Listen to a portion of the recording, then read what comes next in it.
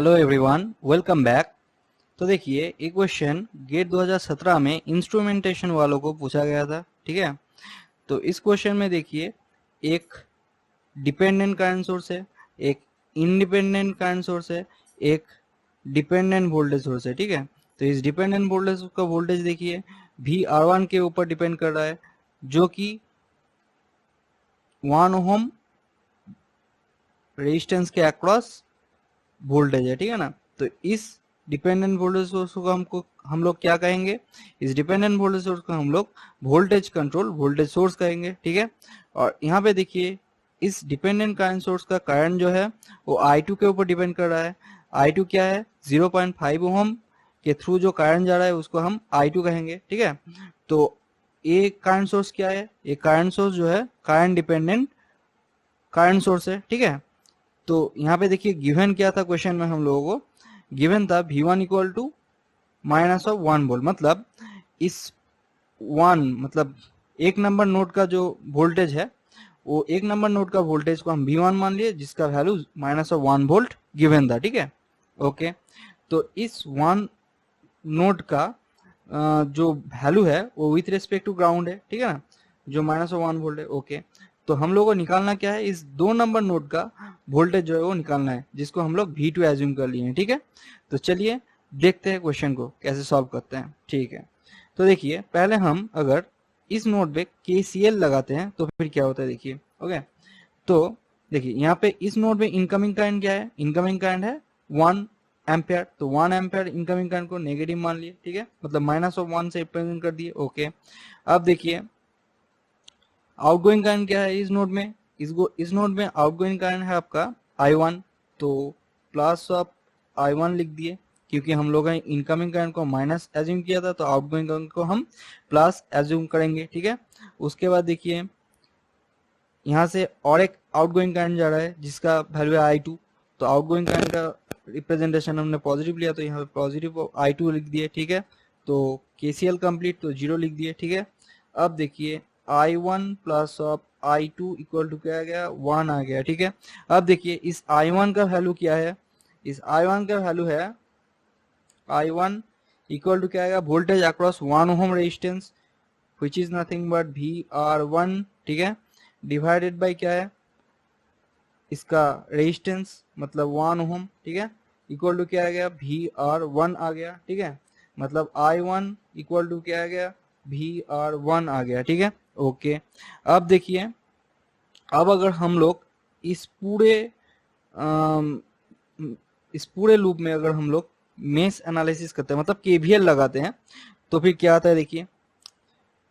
देखिए KVL लगाने के लिए क्या करना पड़ेगा? पहले देखिए, हम लोग अगर ऐसे KVL लगाते हैं तो फिर देखिए माइनस टू प्लस जाना पड़ रहा है, तो फिर माइनस टू प्लस जाएंगे तो माइनस ऑफ VR1। ओके, उसके बाद देखिए क्या हो रहा है?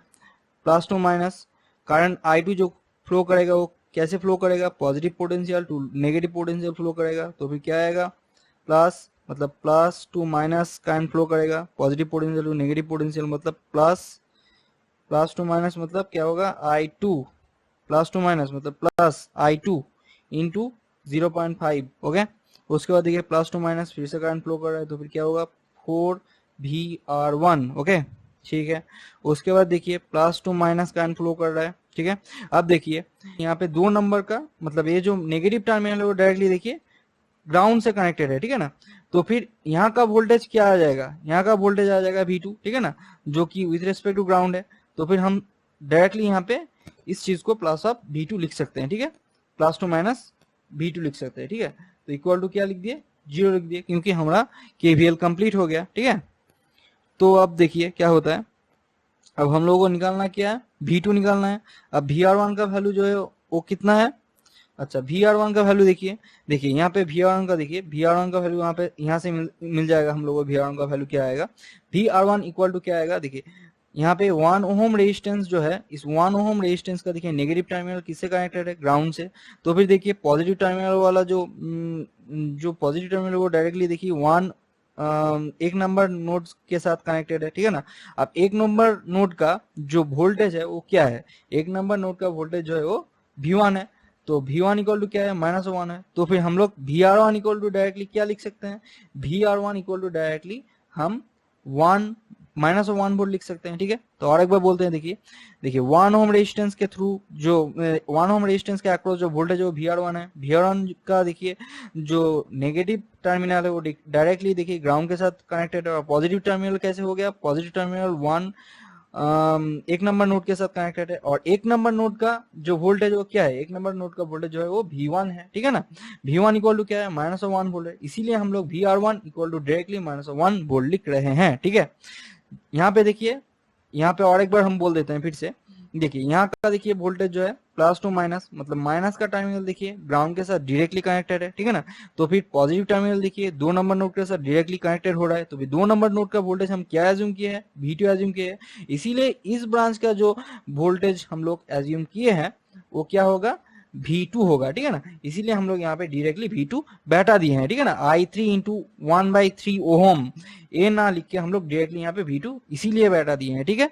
ओके, तो फिर हम लोगों का VR1 का वैल्यू जो है निकल गया है। VR1 का वैल्यू कितना है, -1 वोल्ट, ओके। तो भाई देखिए यहाँ पे -1 volt, okay, plus of I2 into 0.5। अब I2 का वैल्यू क्या है, ओके, I2 का वैल्यू कहाँ से मिलेगा, हाँ यहाँ से I2 का वैल्यू मिल जाएगा। I2 का वैल्यू देखिए, I2 इक्वल टू क्या आएगा, 1 माइनस ऑफ I1, ठीक है ना।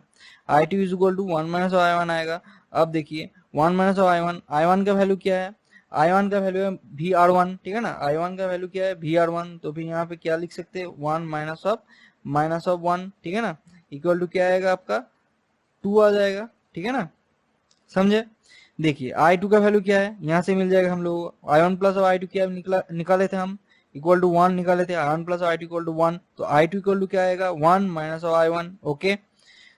तो इक्वल टू मार दिए 1 माइनस ऑफ I1, I1 का वैल्यू क्या है, I1 का वैल्यू VR1, तो फिर माइनस ऑफ VR1 का वैल्यू क्या है, VR1 का वैल्यू देखिए -1 है, तो फिर -1 लिख दिए, तो फिर 1 -1 इक्वल टू 2 आ गया। I2 का वैल्यू क्या आ गया, तो 2 एम्पियर आ गया, ठीक है, ओके।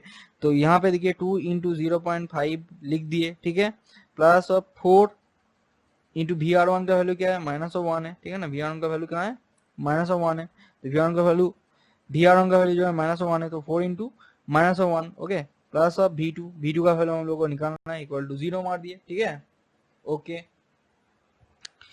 अब देखिए क्या हो रहा है, अब यहाँ से हम लोग को डायरेक्टली V2 का वैल्यू निकालना है, तो V2 का वैल्यू क्या आएगा आपका, V2 का वैल्यू यहाँ पे अगर हम लोग सॉल्व करेंगे तो V2 का वैल्यू 2 वोल्ट आ जाएगा, ठीक है, ओके। यहाँ पे अगर हम लोग V2 का वैल्यू सॉल्व करते हैं तो V2 इक्वल टू 2 वोल्ट हम लोगों का आ जाएगा, ओके। तो इस क्वेश्चन का सही आंसर क्या आएगा, 2 वोल्ट, ओके। तो चलिए मिलते हैं नेक्स्ट वीडियो में, ओके।